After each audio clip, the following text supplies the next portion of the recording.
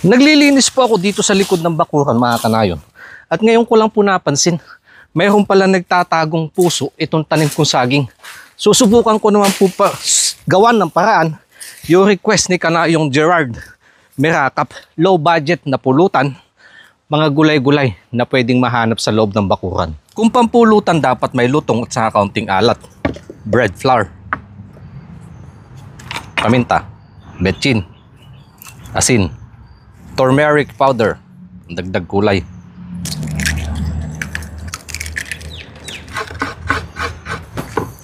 Eto na po yung puso, kinamas ko lang sa asin. Magtitira lang ako ng kaunti dito para po sa mga talbos. Samahan ko na din po talbos ng alokbate at saka nitong dahon ng kamote.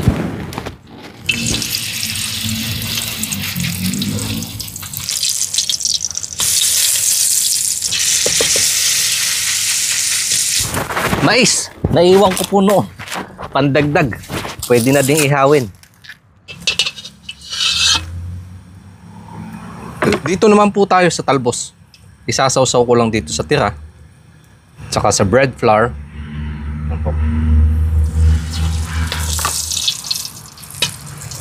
Mabilis lang yan. Sa parehong paraan, ganun din po dito sa kamote.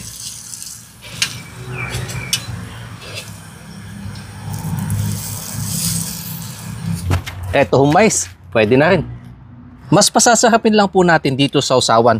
Sukang saging. Kung hindi pa ho napanood kung paano ko ito ginawa, andyan sa mga upload ko.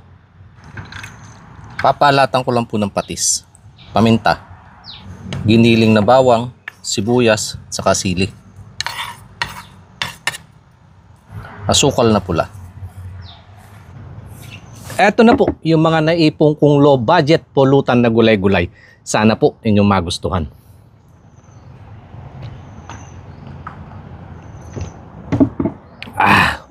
Kaya nagpadilim na din ho ako ng kaunti.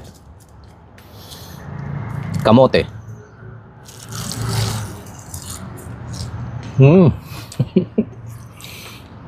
Meron po siyang lutong. May pulutan na healthy pa. Ito naman po yung alokbate. Kung saka punong suka. Organic kasi.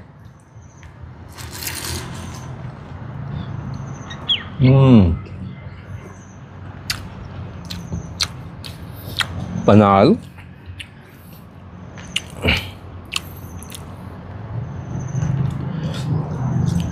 Yan po yung puso.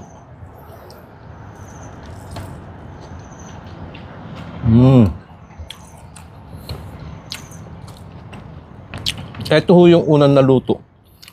Kaya nawala na yung kanyang lutong. Pero yung sarap, andyan pa rin.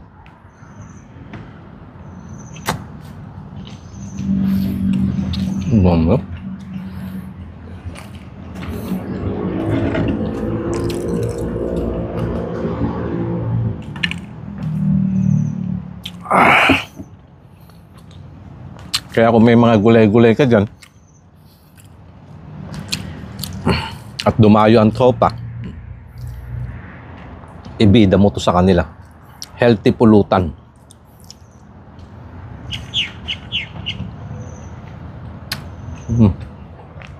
Sabi yung mag-ambag lang sila ng itlog. Eto naman po yung mais. Siyempre, all time nakasama natin to.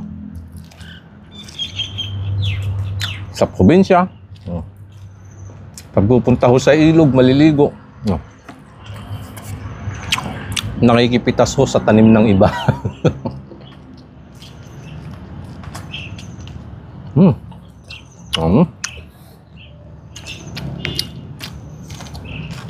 Ang lambot na may kasamang tamis kasi nga po lahat bagong pitas sa hiwa.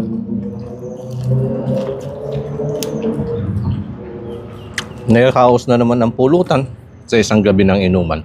Maraming salamat po mga kanayon sa inyong panunod sa pagsama sa akin. Cheers! Kita-kits po sa mga susunod kong upload.